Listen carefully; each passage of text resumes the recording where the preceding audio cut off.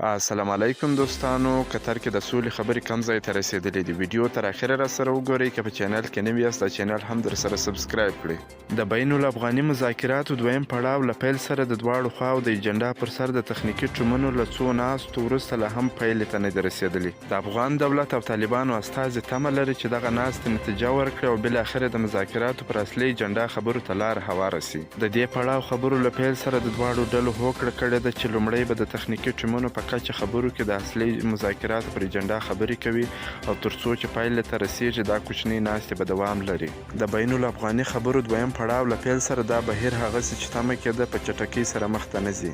اوس د افغان حکومت او طالبانو استازو ترمنځ د تخنیکي ټیمونو غونډې روانې دي چې د اصلي خبرو پر ایجنډا او بحثونو پر لومړیتوبونو هوکړه ته ورسیږي. د دغو ناستو په لړ کې تېره ورځ ناوخته د تخنیکي ټیمونو ناسته ترسره سوه او یو ځل بیا یې د ایجنډا پر یو کولو خبرې کړې دي.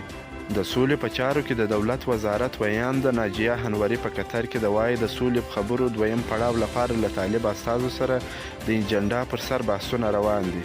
ځینو سرچینو BBC ته ویلي دي چې په پلان کې د نن ناوخته د دواړو ډلو ترمنځ یو ځل بیا د ایجنډا پر وروستي کولو خبرې وسي.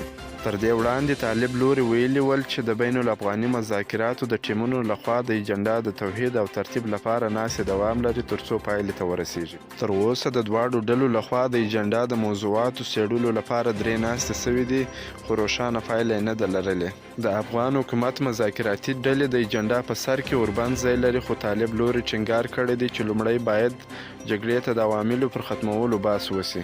دا و د نن ورځې تازه او مهم خبر. که مو دا ویډیو خوښه سوي د ویډیو در سره لایک کړئ. که په چینل کې نوي یاست د چینل هم در سره سبسکرایب کړئ. تر بیا د الله په امان.